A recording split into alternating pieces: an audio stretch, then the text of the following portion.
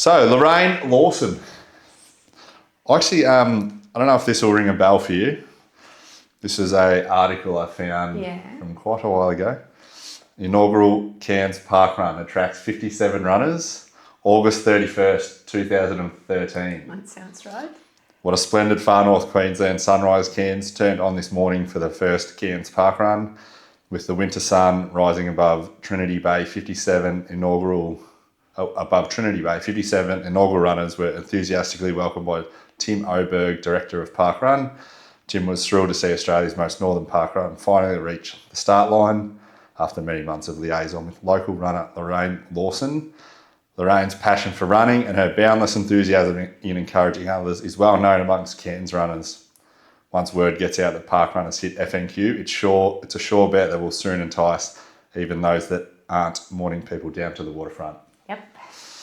And then I think I've seen that parkrun started in 2011 potentially in Australia.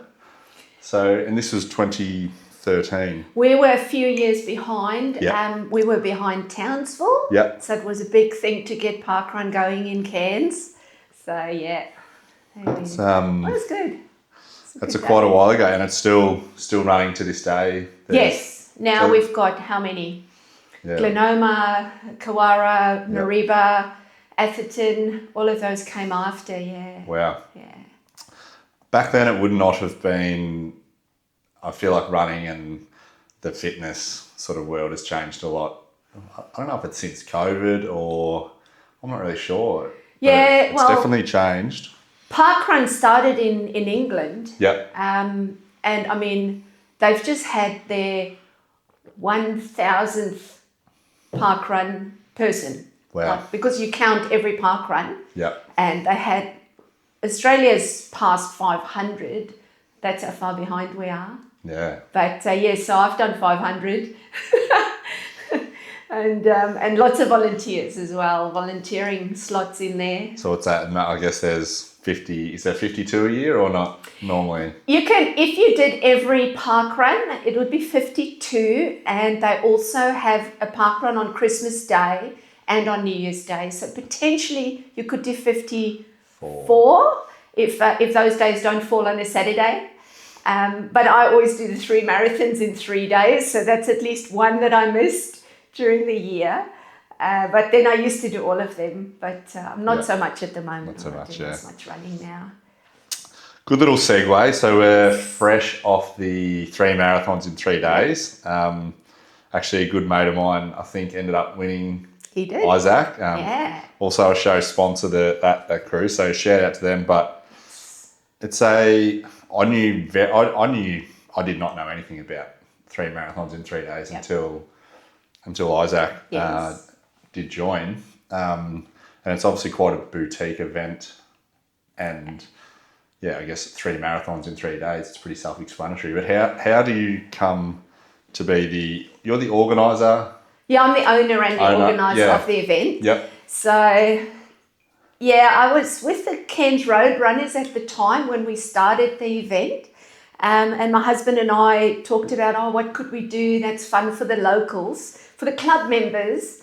And I said, let's do a weekend away. I thought this idea of go to Tinaroo and for 3 days we'll just go run in the bush and we'll end up with a marathon at the end of it. And my husband goes, oh no, just run a marathon every day.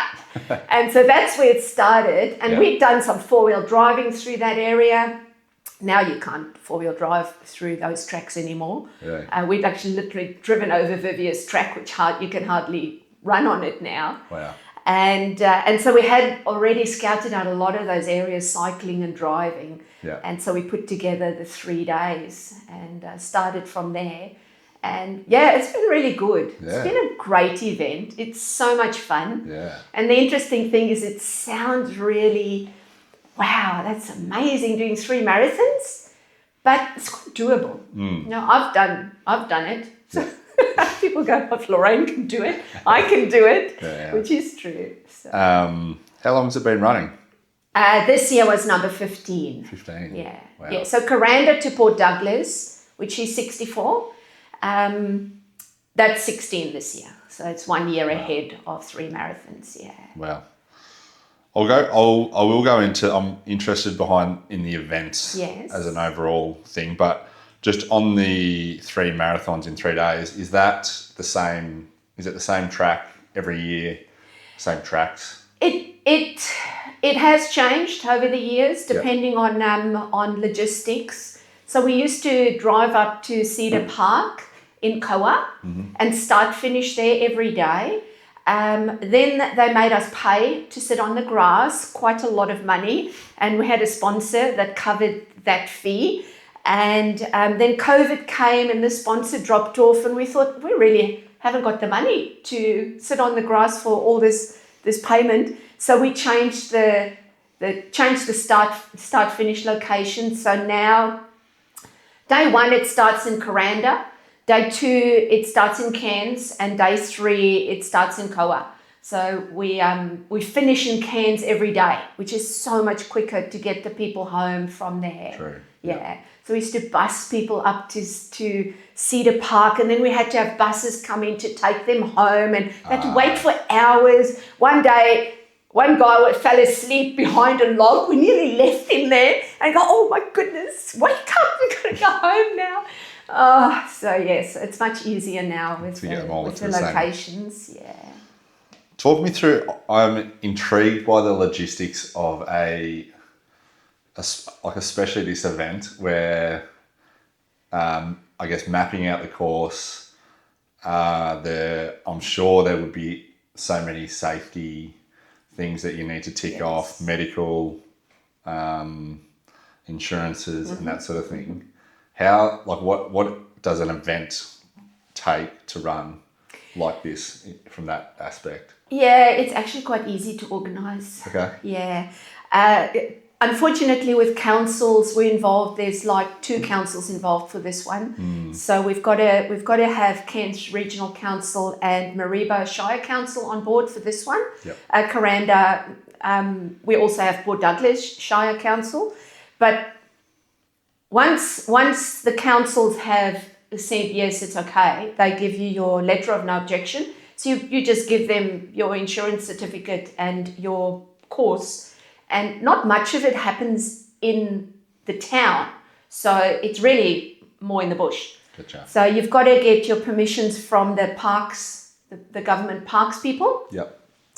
And that's fairly straightforward because trail running doesn't have an impact on the environment like for maybe cycling might be worse.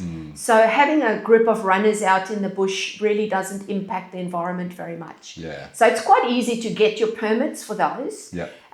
The parks people did a couple of years ago try for us to have a commercial permit, which is quite expensive to gain a commercial permit. And I just went, we're a not-for-profit local tiny club that don't do it for profit. So why must they have a commercial permit when the money stays in the club and it just stays in the community? It's not, we don't pay anyone. Everyone doing the event is, everyone helping is a volunteer. Yeah. So I did talk them out of that, which was great. But we don't do much medical. We because of the logistics, like you start in day 1, you start in Kuranda. Within 2 minutes, they're over the hill and down the hill and up the next hill. And you don't see them again until they come out of Barron Gorge in Spewa. So where would you like the medical people to be? Yeah. Because from there, they go into Spewa. And then through Spewa, then they go over the hill and now they're in Koa, which is, an hour's drive from where you were just before. Yeah. So we have had a medical person sort of tag them, but by the time the back runners are coming out of Barron Gorge, that's about 18 kilometres. The front runners just about finishing the race. Gotcha. So how many medical personnel do you need? Yeah. So we tend to have 2 vehicles at each checkpoint. So where they go in and where they come out, we have 2 vehicles so that one vehicle can take people back if they need to into Cairns. Yeah. And that's sort of how we deal with it. The other one is we don't allow anyone into the event that's like a complete novice and didn't train and don't know what's going on and haven't got the right gear. We are, unlike some of the bigger other events down south where you've got to, buy a backpack that's this big to fit all your gear. Yeah. We just have like 3 snake bandages. You have to have 2 snake bandages and have at least 2 liters of water. Yeah. You don't have to carry 2 liters, but you must be able to carry 2, and a bit of food. That's our emergency. That's our. So for us, it's fortunate that they don't have to carry a lot of gear to be safe. You just have got to be really snake bites. Yeah. Is probably the one we worry about the most. Yeah. Getting lost is not that easy, because there's only one trail you're on. Okay. So we do put flagging tape on between we always have a checkpoint where they go in the bush and a checkpoint where they come out. So we tick them when they go in and we tick them when they come out. Yeah.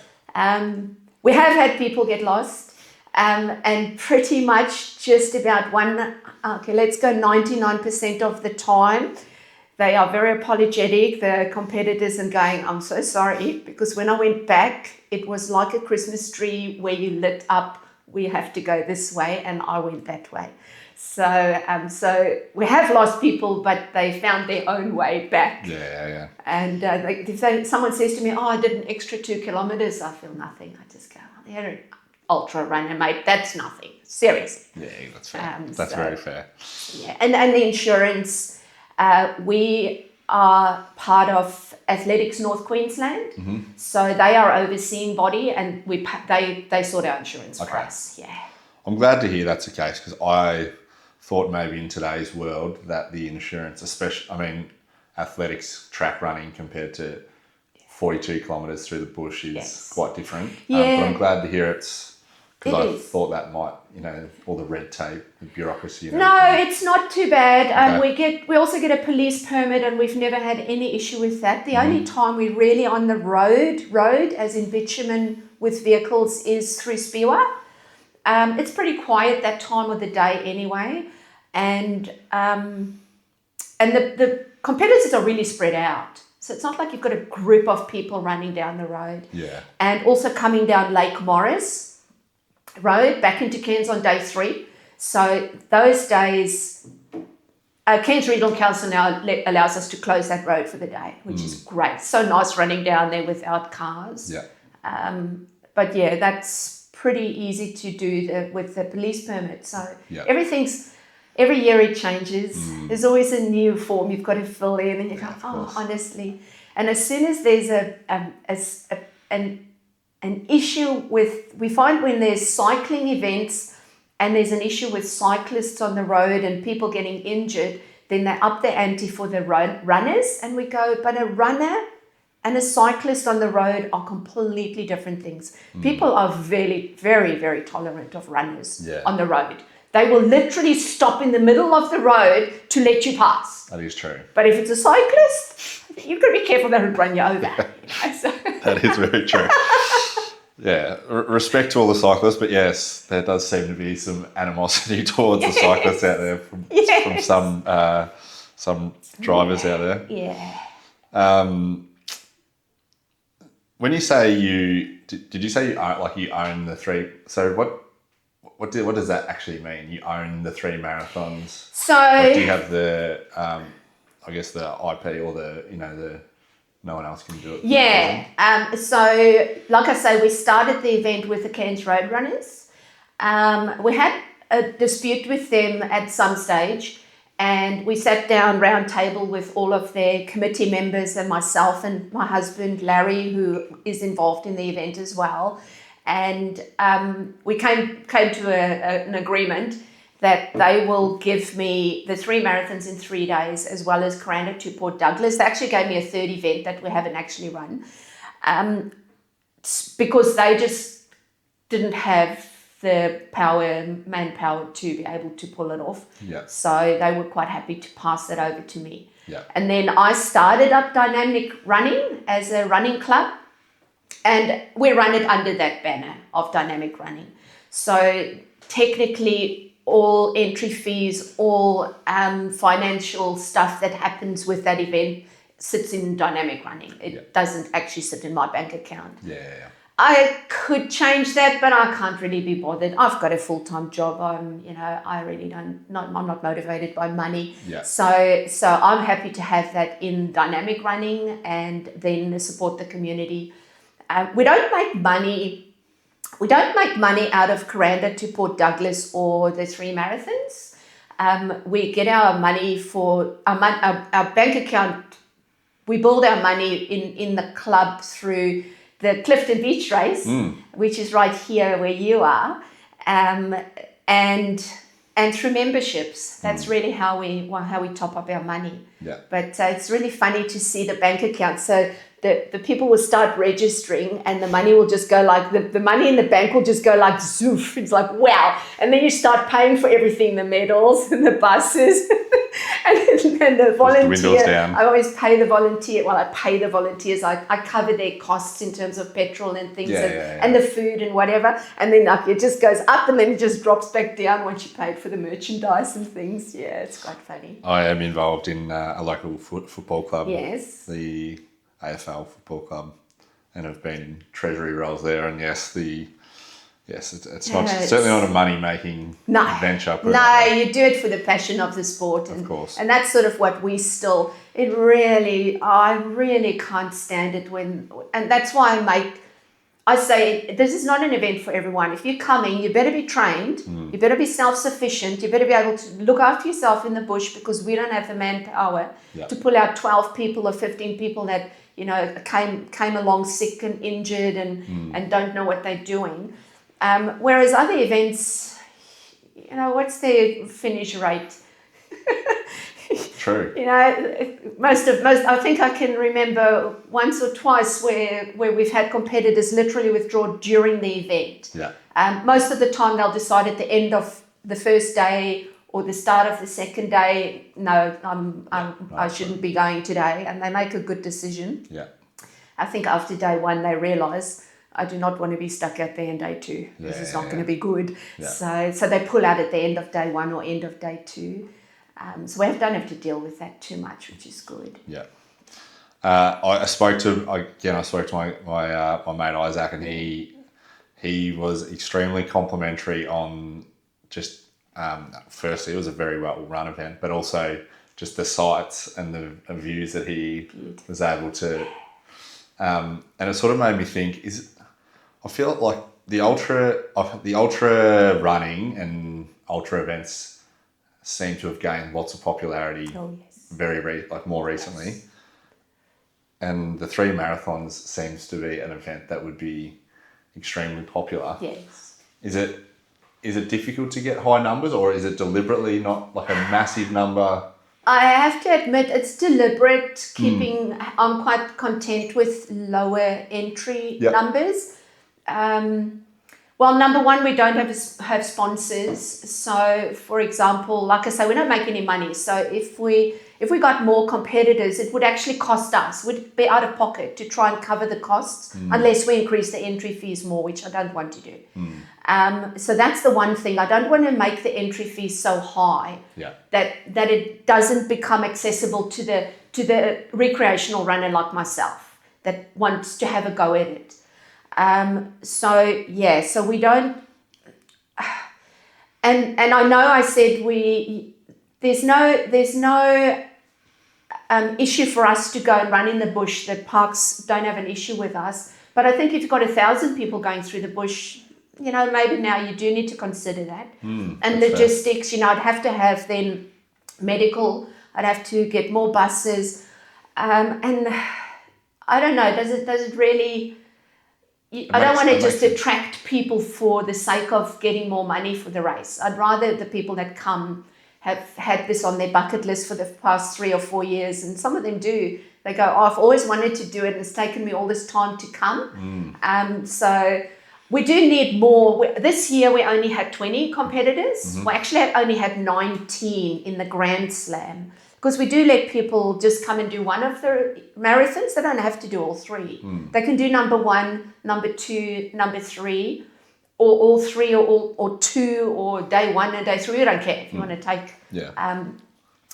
But we only had 19 Grand Slam that did all three, which is similar to last year. Yeah. Now it's so busy, like you say, there's so much on. And there's another big event on in Brisbane at the same time as ours often. So we seldom see people from Brisbane come to do our event. Yeah. We get people from all over, all the different states, all over Australia and overseas. But after COVID, it really died out. Okay. So I don't know if that's because the numbers, more events are now, there's so much available for people to pick from. It's crazy. And whether they don't know that we're around, they don't just know how great an event it is. It really is fun. It's such a good weekend. And people just say it's nice to have that small feel of, the volunteers are all local and they know the areas and they're very friendly and helpful. Yeah. But there are some iconic views and stuff, and it's tough. Someone said to me the other day, what do you write? Which part do you like best? And I could think of a little part in the Barron Gorge, right? It's about 1.5 kilometers. And I said, that's my favorite bit because that's really like the only place I can remember that's quite flat. Yeah. Because everything else, you're either up or you're down. Yeah. I mean, you're still running, so there's an element of difficulty there. Yeah. I think it is boutique, and I can definitely understand about going big is definitely not necessarily better. Yeah, so... I get the... Yeah, and also the locations where we go. So, for example, we start at Wright's Lookout. You can only get a 24-seater bus in there. Now, obviously, you can take 5 24-seater buses in there and drop people off. So the logistics of getting people to the start line on day one would be an issue if we start getting 200 people turning up. So I'm happy with double what we have now, or edging on to about 60 or 80 people would be great. Yeah. But I think bigger than that, you'd have to start looking at different locations for start positions. Day 2, they drive up to Copperlow Dam, and there's only 2 car parks there. Everyone drives himself up there. And day 3, we bus them out to Koa. And again, you only have a very small turning circle where the buses have to turn around and stuff. Yeah. Well, no, we do take big buses out to that location. Yeah. So in a way, I'm not too fussed. If people want to come, it's more the experience. It's such a lovely, iconic, proper rainforest. You're running in the rainforest. You're running a little bit in the dry eucalypt as well, which is nice. Pretty much every year we're seeing cassowaries. Someone saw a cassowary with 2 chicks this year. Wow. So that was great. Yeah. Snakes, of course, you always see pigs. There's lots of local things, and we had a few gashes across the faces of people with lawyer vine and the wait a while. Yeah. So I said, that's why you have to wear a hat. You're not wearing a hat because you're trying to keep the sun out of your face. Yeah. Trying to keep the lawyer. They see pigs up there too. They see pigs up there. Yeah, lots of pigs. Really? Yes. The pigs are a real problem. And because it's been so wet now, the pigs are not, they're not really pulling away from the area. They just continue to be where they are, which is all in the bush where we go. But I spoke to a guy, he gave me a lift once. I had to go set the markers out, and I don't have a 4-wheel drive, so I parked on Closey River Road, and I was going to hike in to Snake Gully, which I think is about 3 kilometers or something, whatever it is. And I met this guy with his pig dogs, and I sort of he said, I've lost one of my dogs. And I said, oh, that's good news. Can you give me a lift while you're looking for your dog? So I don't have to run the 3K down to Snake Gully. And he said, hop in. And he talked to me because he I don't know if he does pig hunting in the area, but he said he's got cameras out, so he does see the cassowaries and the pigs, and he noticed that the pigs are eating the cassowary poo, which is just on the paths. Don't know if you've seen cassowary poo, it's like this big, right? Full of seeds. You see those big blue seeds and stuff, because that's how the cassowaries are what's called a keystone species in the rainforest. So they're the ones spreading the seeds around for the rainforest plants. And he said what he found with his cameras is he's seeing the pigs literally following the cassowaries, and as they're pooing, they're eating the poo of the cassowary. And that, to me, that's just frightening. That is because frightening. that is now destroyed, because the cassowary's digestive system, of course, is designed to leave, for that ecosystem. leave the seeds with a nice bit of fertilizer. But I don't know anything about the pig's digestive system. I think it probably is killing the seeds as it's going through. Who knows? I don't know. But I just think that can't be good. That can't be good for our region. No. You know? I didn't realise they were so far east. I thought they were All everywhere. Yeah, right. And you can see where they've been, where they've been digging and stuff, all through the trails. Yep. You always know where the wet spots are because they're always there. And they run around in packs and stuff, so they can be quite scary coming across a group of those. Yeah, I bet. Yeah. I was going to have a question at the top of my, just on the tip of my tongue. Dynamic running. So dynamic running is effectively the parent over the top of the Clifton Beach series, the Douglas Dash. Yeah. Coranda to Port Douglas, and three marathons, 3 days. That's the 4 events that. That's the 4 that's on the calendar at the moment. Yep. We also do Dynamic in a Dress, which is a 21K in Red Lynch Valley. Nice. I haven't done it for a couple of years. For the same reason we're struggling with the 3 marathons, is that we don't have enough volunteers. And surprisingly, that 21K requires quite a lot of checkpoint marshals, people to sit along the track. Yeah. To provide water and support for the runners. So we haven't had the manpower to run the Dynamic in a Dress, unfortunately. Yeah. And what else? We've done heaps of things. It comes and goes. We've done some runs out by Milla in the Misty Mountains. That's gorgeous environment out there. So we've done the marathon and stuff out that way as well. Yeah. But so things like come and go, and it ends up being. I work full time, so the 3 marathons I've got to do that in my school holidays in July. Yeah. Coranda to Port is even easier to organise than the 3 Really? marathons. So that one we just need one afternoon to go set out the signage in Port Douglas. That seems. I thought that would not be the case. No, it's pretty straightforward. That's good. And depending on the numbers, we've actually got good numbers this year. So it's on the 23rd of August this year. And we already have about 90 competitors. Wow. So 10 teams. You can have a team of 4, minimum 2, maximum 4 members in your team. And I think we've got about, so some of those are team runners, and I think about 60 solo runners for that race. That's a really nice run. Yeah. I class it as a nice training run for people doing ultras. It's 60K, 64 now because we put Twin Bridges back in. Yeah. But it's a nice, it's hilly, but it's doable. Yeah. If you're reasonably fit, you can run the whole thing. Yeah. Not like Coranda, not like 3 marathons. Like 3 marathons, the hills are like this. Like, how you run up those things is beyond me. And then the Douglas Dash, that is so good. What? I don't know the Douglas Dash. It's so good. It's part of the Port Douglas Carnival.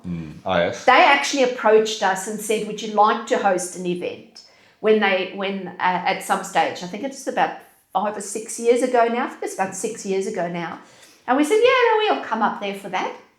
So we run it on a Sunday morning. I started at 8 a.m. because I've got to drive from Cairns.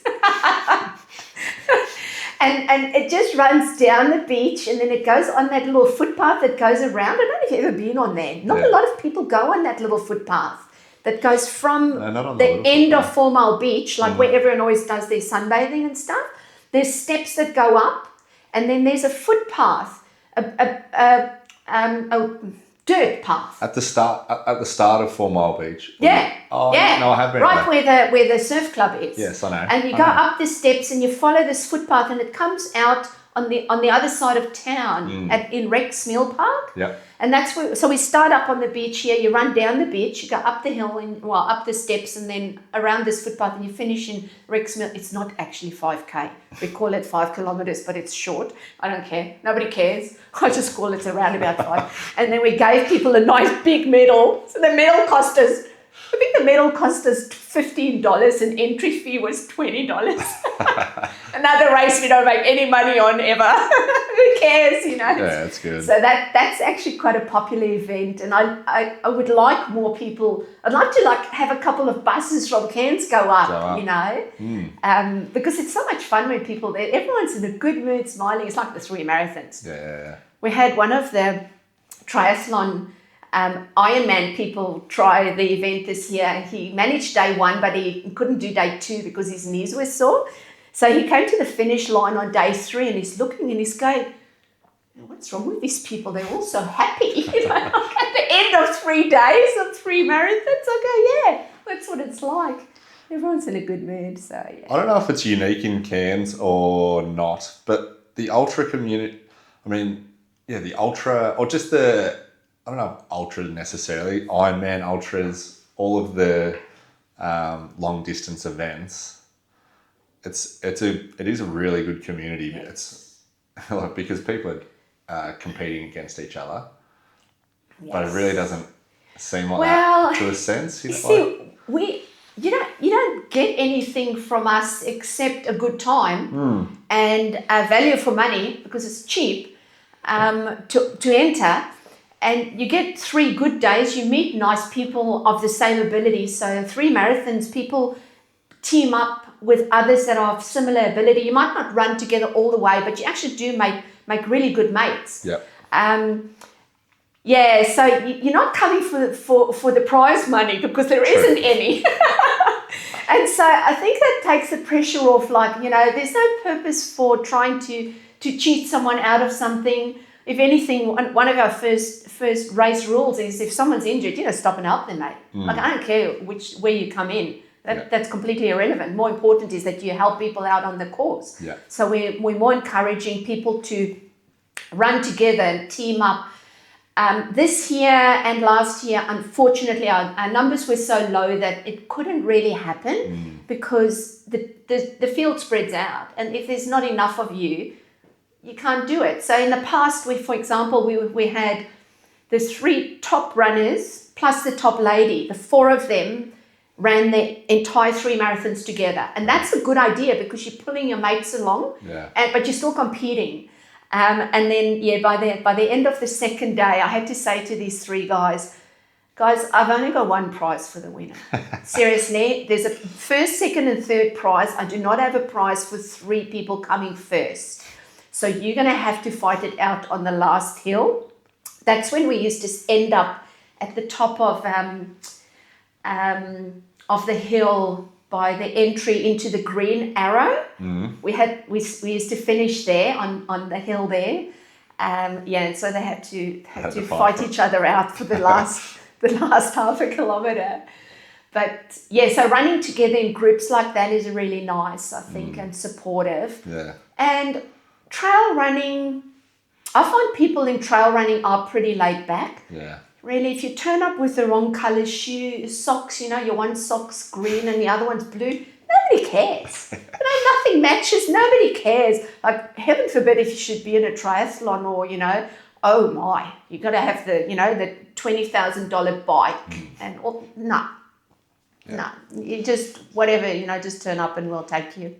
That's I definitely think the Ironman, the iron, competitors, like very strategic, I'm sure nutrition and sleep and all that sort of stuff would be attract far more compared to the ultras. A little bit different. They're definitely different from what I've seen, different types of people, I guess. It is different, and it's nice to see some of the triathlon people coming in to have a go at the ultra running, because I think they're realizing, listen, this is not as easy as I thought it was.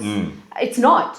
A lot of people will say to me, I do triathlons, I do Ironman, and this is harder. than Ironman. This is harder than what I've done. But obviously, if you're an Ironman and you're training on the road and on the bitumen and now you're coming on the trail, it is a different terrain, and you need to train on the terrain that you're racing on, which is not what they've been doing. So I can understand why they would find it hard. Yeah. But yeah, also I've done Comrades a few times in South Africa. I don't know if you know of Comrades Marathon. Yeah, similar thing. That's the longest standing ultra in the world. So they've either only just or are about to celebrate their 100th anniversary. So that's in South Africa. Yeah. The first ultra ever in the world that was run, and it's still going 100 years later. So I've run that event, and I've spoken to triathletes, Ironmen that's come to do that event, and they go, "Oh my goodness, that is insanely hard." That is. What's the terrain there? It's on bitumen, the whole way, Right. So you run from it. They call it the up run or the down run. Now, up and down. Don't think up means hills and down means downhill and uphill. No, it's uphill and downhill on both of them. From Durban, which is at sea level, to Pietermaritzburg is the up run, and from Pietermaritzburg, so they alternate each year. Right. So Pietermaritzburg to Durban on the alternate year. Gotcha. It used to be on dirt, of course, because it's 100 years old. And then, so it's basically on the old road that used to run between the city and the town. But that event, if anyone wants a bucket list event, if you're an ultra runner and you've not done Comrades, you have got no idea. No idea. It is I get goosebumps when I start talking about Comrades. What, are you seeing wildlife, and what is that the reason why? No, I mean in terms of the history of the event. How only men used to be able to do it. Really? Now then females used to pretend they're men, and then women were doing it, and just some of that, but mostly the support along the way and the community coming out. So you will literally have, I'm not exaggerating when I say thousands of people along the course supporting you. Wow. You've got water stations every 3 kilometers. So now this is a race that runs for 9, it depends on the day, because sometimes they change the course just slightly, but it's about 96, 97 kilometers. You've got water stations every 3 kilometers.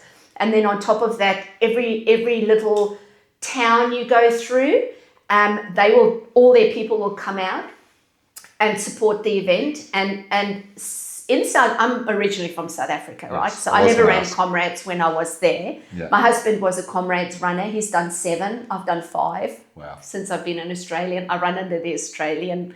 I run with an Australian singlet. Nice. I'm a crappy athlete, but mate, I'm Australian when I go there. And and so you run through these little towns, and if there's one of their, because they're huge running community, like they've got huge running clubs, and they all run on club colours. Yep. Very proud. They all run on their club colours. They all wear their club singlets. Well, you have to. Comrades, it's part of the race rules. Right. You're either running on your country colours if you're international, or you're running on your club colours. And you can't enter the race without being part of a club, which is really great. It's good to see. It really encourages people to do that.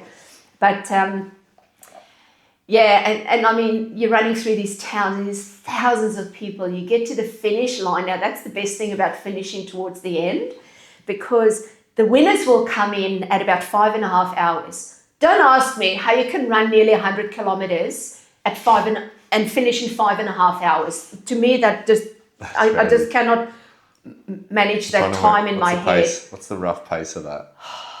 3 something, Is it 3-4 minutes a K or so. It's I don't know. You can work it out. I'm not good with numbers. So the top 10 runners will get gold.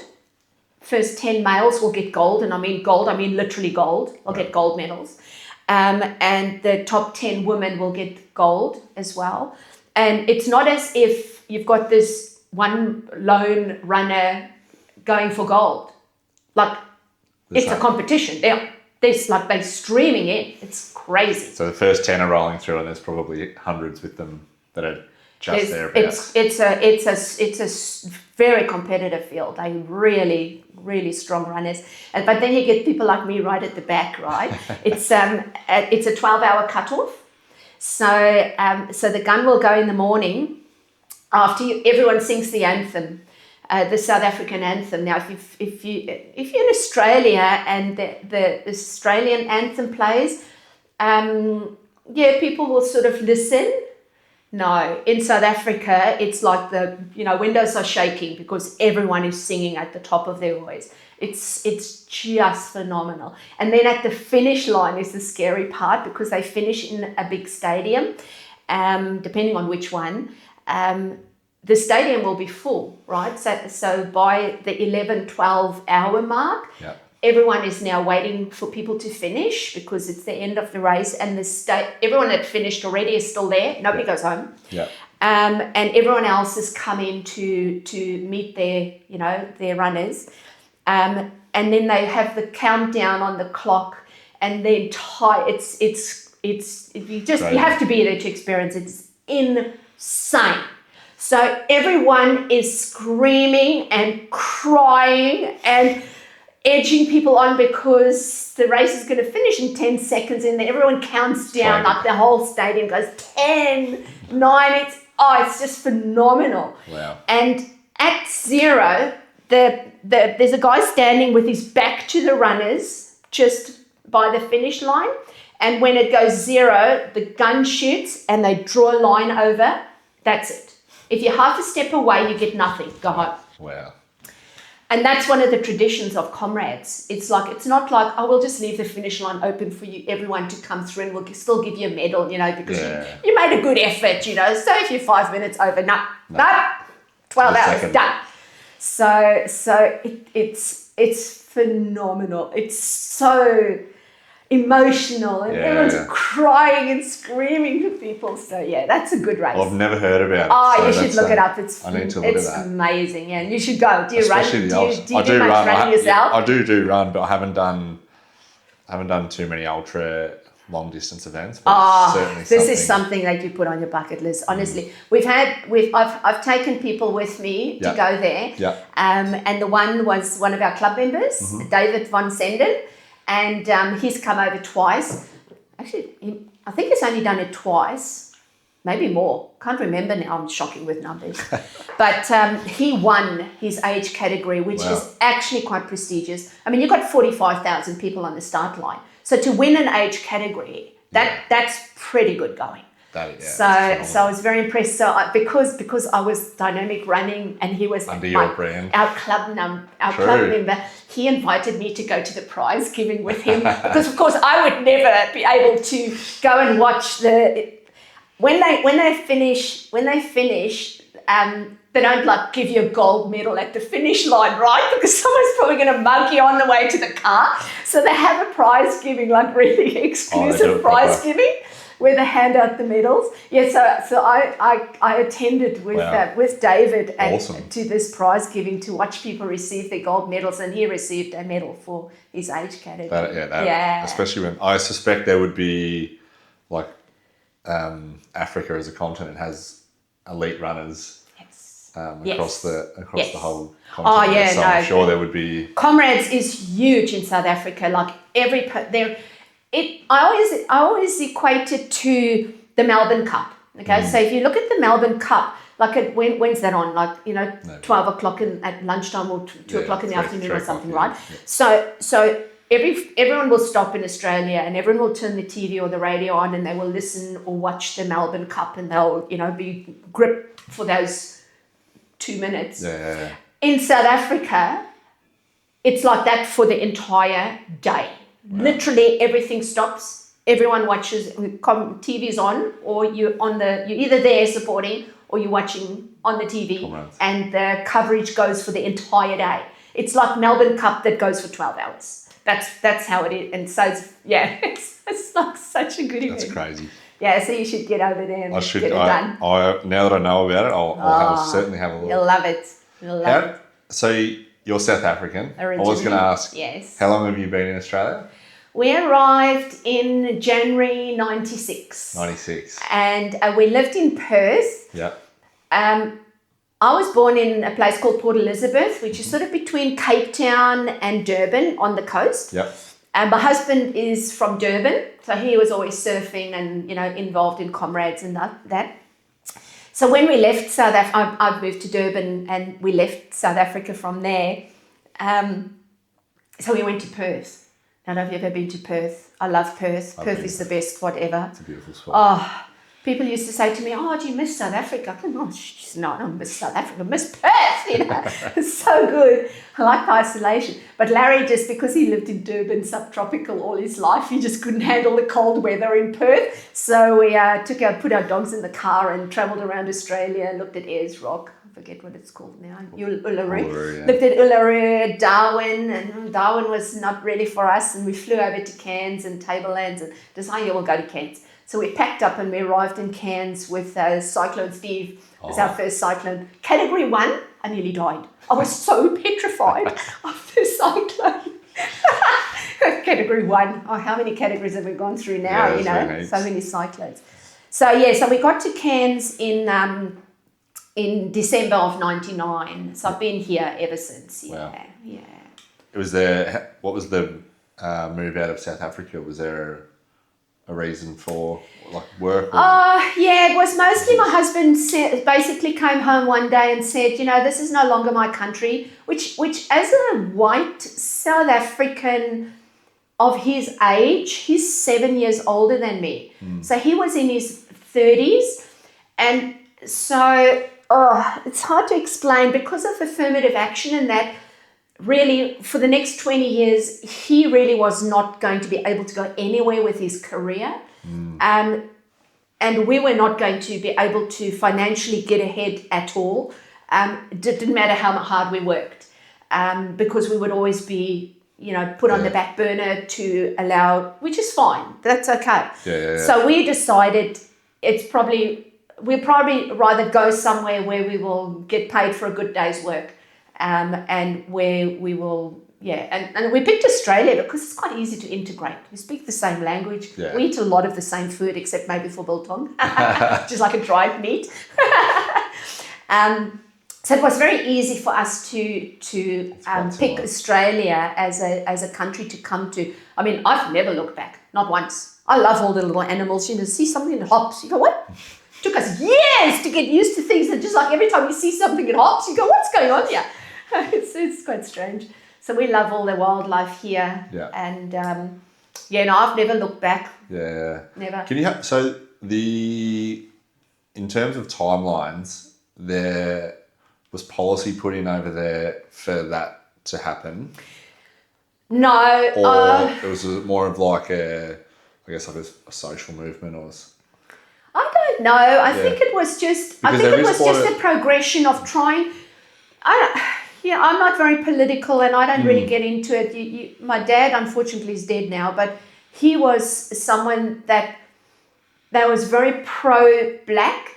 There weren't very many white people that were. He pretty much took my mum and my sister and myself and we went and lived in a different town from the rest of our family because he wanted us to just grow up knowing that everyone's equal. There's no difference. So he was a professor at the university in Port Elizabeth, and he a sociology professor, and he pulled away and started a centre for the development of leadership for teachers and students, black students and teachers. Not only black, we're also talking coloured and Indian. So there's white and there's many different races in South Africa. And so he really stepped into this role where it was very frowned upon back in those days, and spent, his whole life work was to improve, because I don't know how much you know about South Africa, but literally the schools were segregated at the time. So you had the black schools where the black students would go, and when they finished year 12, they'd have their school holidays, and coming back the next year, the year 12 student would be the teacher for the next year 12 group. So that's how little education they were provided for themselves. And my dad just said, this is ridiculous. So he set up a centre to promote the advancement of the students in terms of their leadership capabilities, as well as training up teachers to a higher level. So yeah, my dad was pretty renowned for that. And I was quite sheltered as a child. I didn't really get involved in any politics and stuff like that. So I can't really answer much. That's okay.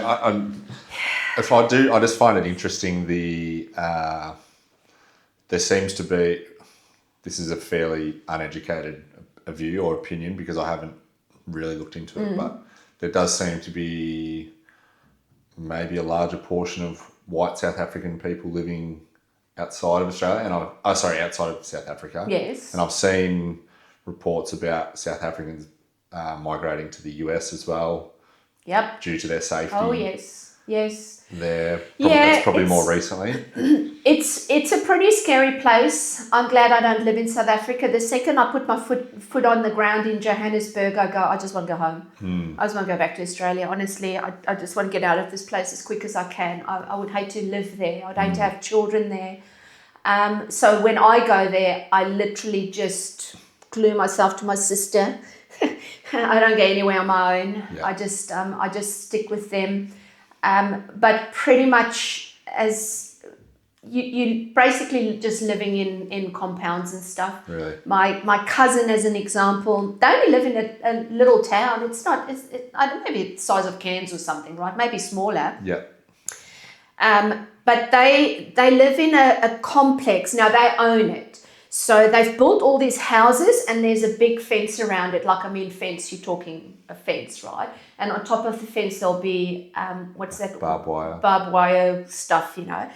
And then on the side of the fence where the houses are not, there would be cleared land. So you can see anyone approaching. So there'll be cameras everywhere. And then big gates. And so once you get in through the big gate, you will then get to your own house, which has also got a gate.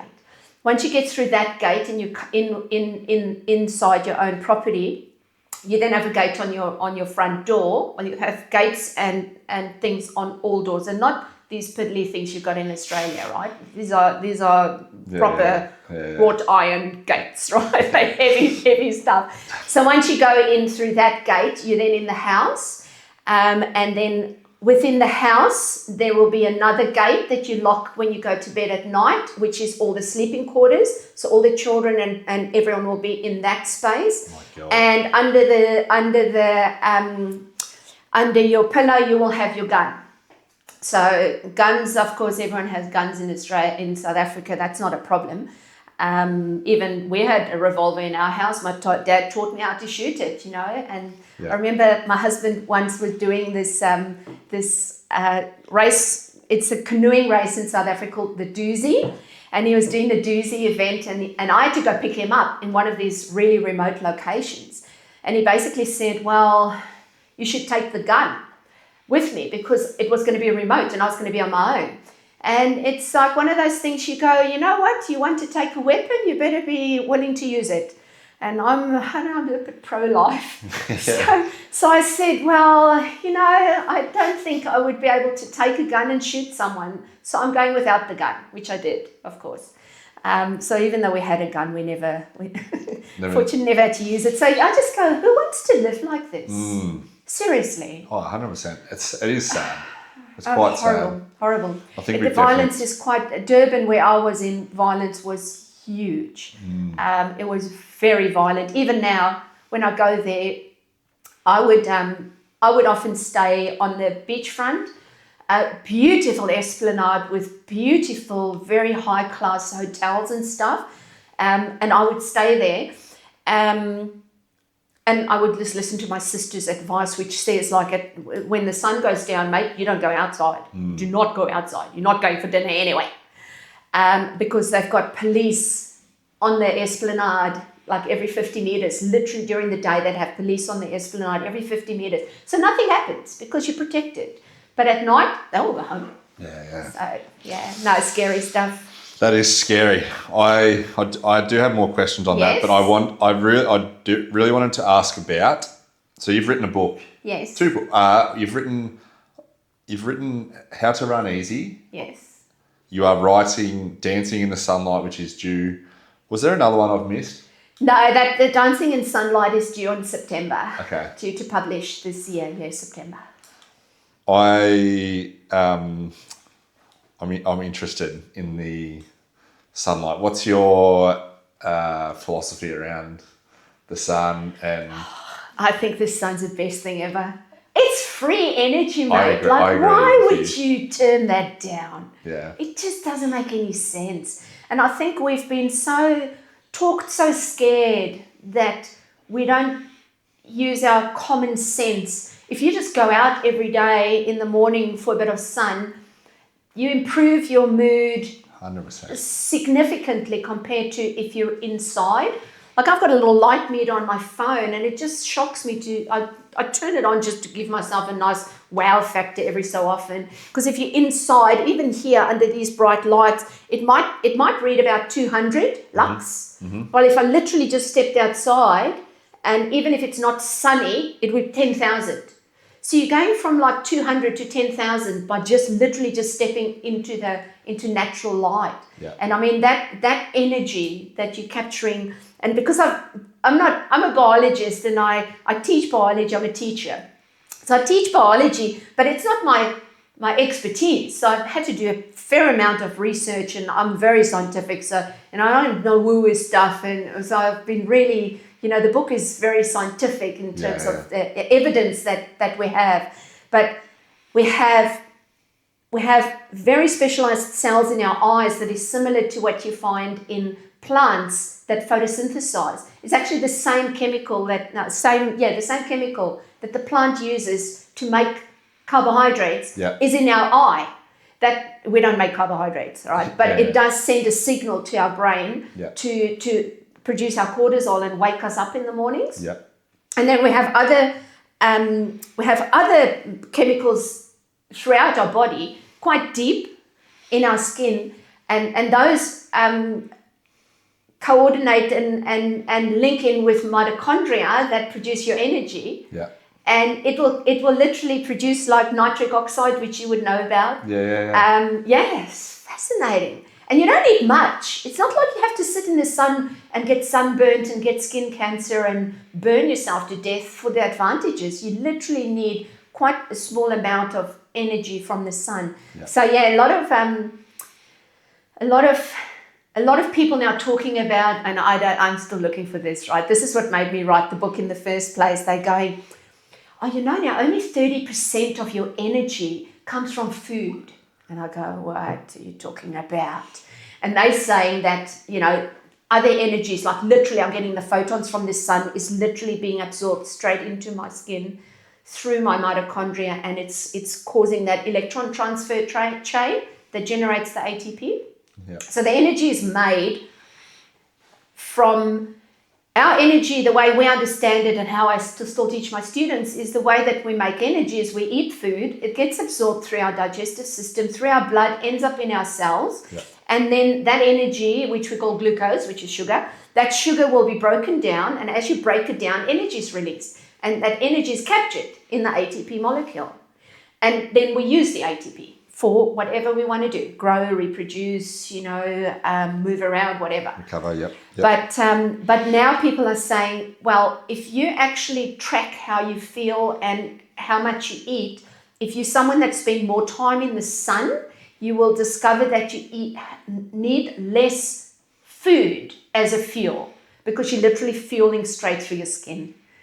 Yeah, that is a little bit, it's right on the edge. The science and the woo-woo stuff, I think, is coming there's a lot of people now researching that stuff and looking for the answers. So I love the area of the woo-y stuff. I'm happy to go full woo, but it is. And the thing is, it's all this whole scientific weird stuff, ideas. They definitely come. The science is coming closer because the technology is improving so much, and we can test this stuff now, so we can find it. So the next book will be on sound. That's like really interesting as well. I haven't heard any. I mean, just like objectively speaking, if you're in the sun in a careful amount, not sitting in the sun for hours and hours during the day, you categorically feel better. You do. That's from my personal Yes. view and the view I've heard from others. Yeah. I haven't heard the other energy production aspect, but Yeah. I mean, if you feel better, you perform better. Logically, it does make sense, but I have not heard that before. So in the book, I start off with the circadian rhythm, which is basically, if you can get that right, you fix a lot of your health problems. And your circadian rhythm has to be reset every day, which is why you need to get out in the sun first thing in the morning, if you can. If you're a night owl, your first thing in the morning might be 8 a.m. Okay, for me, it's 5 a.m., 6 a.m. the sun's coming up because I'm a morning person. But you don't have to get up at 6 a.m. to get the benefit. You just need to get outside. You literally need the sun falling on your eyes. Circadian rhythm then gets a reset and everything will start. So the circadian rhythm will get the cortisol and the serotonin and the dopamine. All of the hormones in your body will be released like a cascade. Yeah. So if you're not getting it, if you're inside and you can't be bothered to walk outside to your porch to have your morning cup of tea, I just go, that is really not hard to step outside for a few minutes. Yeah. So I started off with the circadian rhythm and then I went through the hormones. And then you get to the night time where you've got to turn all the lights off. Well, lights off doesn't mean you have to sit around in the dark with a candle. That would be nice, okay, or a fire, that would be great. Yeah. But, I mean, there's so much, technology is so good now that you can set up your entire house with lighting that will allow you to have your melatonin release and stuff at the right times because you're not getting that blue light that you need in the morning. In the mornings you need the blue light, right, which you get from the sun or from artificial light. Yeah. But at night, the blue light from the artificial, from the screens and stuff. But you can buy screens now that do not have the blue. So, you can do a lot of stuff by just getting the right technology set up in your house. Yeah. And that will improve your circadian rhythm because at night, you need to get away from the blue and you need to get the red light in your eyes so that your body can come down and you can go to sleep. Because then when you have a good sleep cycle, then the whole thing flows together. So, yeah. I couldn't be a bigger advocate of if you need like a stopgap to get not your life back in order, but if you're maybe less healthy habits, diet, everything. Yes. I think the sleeping is just huge. Like the number one. Huge. And then it makes everything else a lot easier. Yes. What I am feeling great when you wake up in the morning. It is. But the circadian rhythm stuff, I just don't know enough about it. Yeah, well, you have to read my book then. Now, exactly. I will, don't worry. Sorry. No, you're right. I'm sick.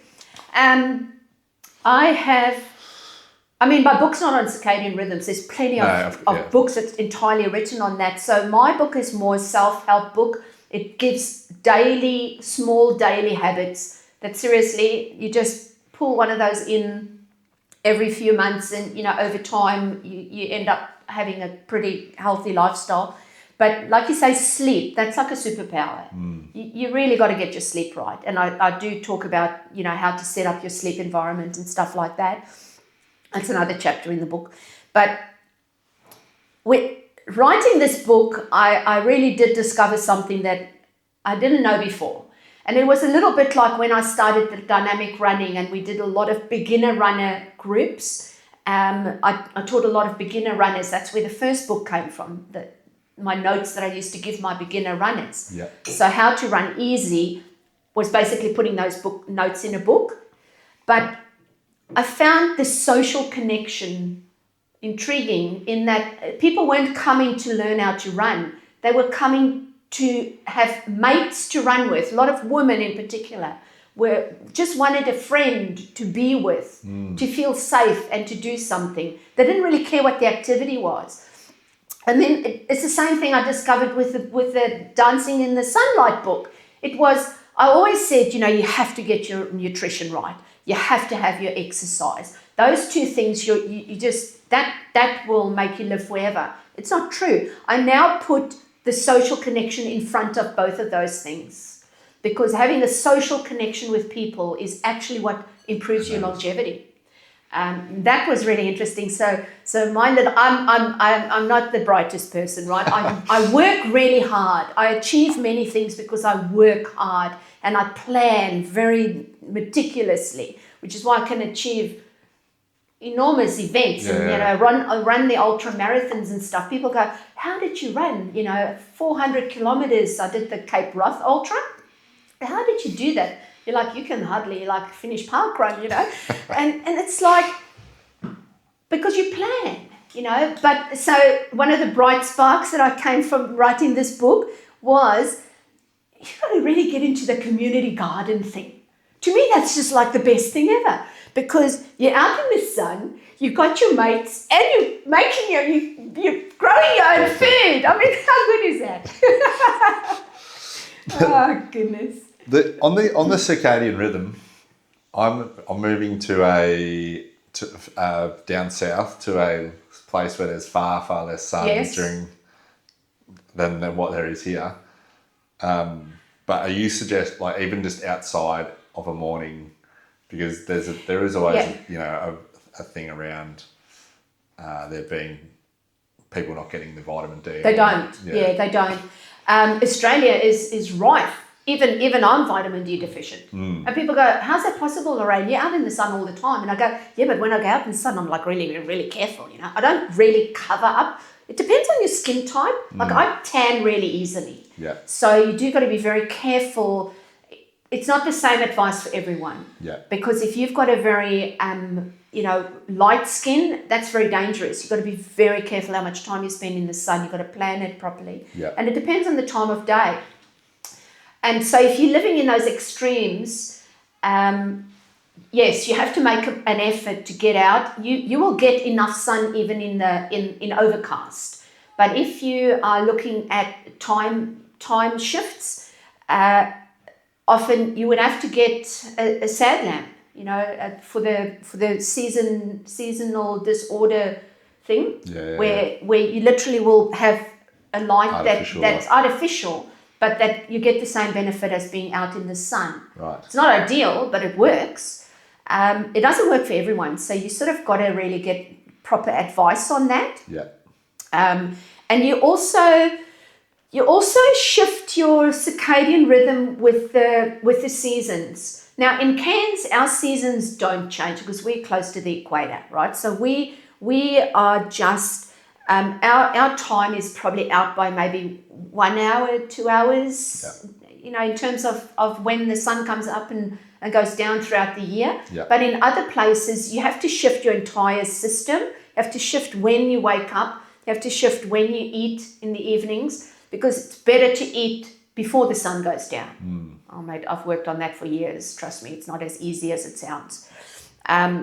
So I try to have my meals before the sun goes down. Yeah. And I think the reason for that is more so that you want to give your body that time to not have to be doing digestion at 10 o'clock at night, when it's really trying to start rejuvenating your cells and fixing you up. Yeah. It can't do that when it's doing digestion. Yeah. So in the extreme, when you're far away from the equator, you've got to just shift with the seasons. Gotcha. And so in summertime, where it gets dark very late, your dinner will be much later. You might have dinner at 8 o'clock at night because it's only dark at 10 or 12. Whereas in winter, when it's getting dark at 5, you might be having dinner at 4 o'clock. And it just depends. Yeah. But there's lots of tiny things you can do. Yeah. Like the whole book, both of the books actually are just small, simple habits. Yeah. That you can just slip those in,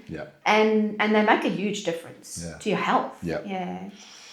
No, that's awesome. Well, I await the release of the light one, and I'll have to get my hands on the How to Run Easy book as well. Yeah.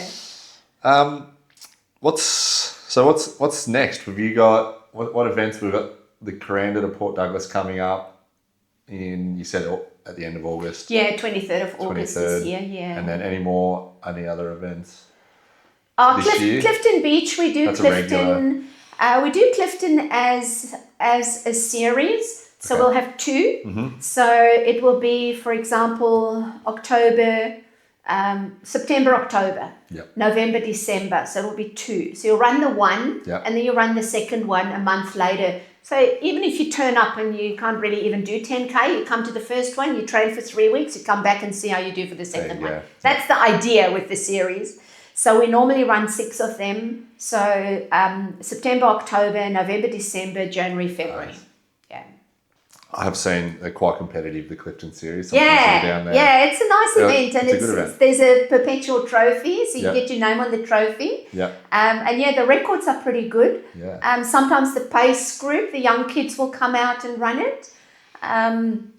Nobody can hold a candle to those kids. Like, wow, they're so quick. Yeah. So I think one of the records, I think the record might even be held by one of the juniors. They're so fast. It's a nice flat track. It is. It's a good track. It is on the footpath, so it's a bit windy. Not true.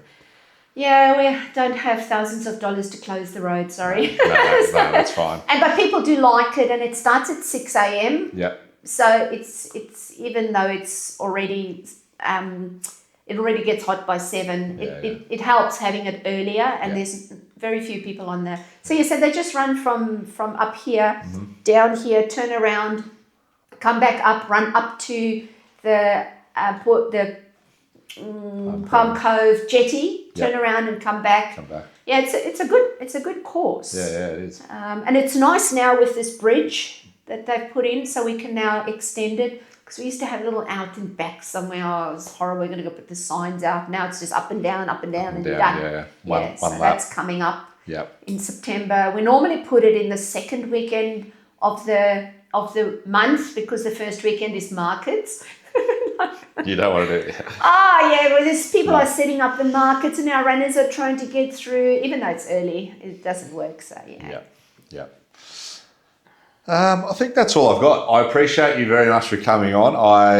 You've had a big weekend on just gone in the 3 marathons, 3 days. So hopefully, I appreciate you coming on at such short notice. So thank you very much. We might anticipate the release of this Dancing in the Sunlight book, and who knows, we might have another chat then.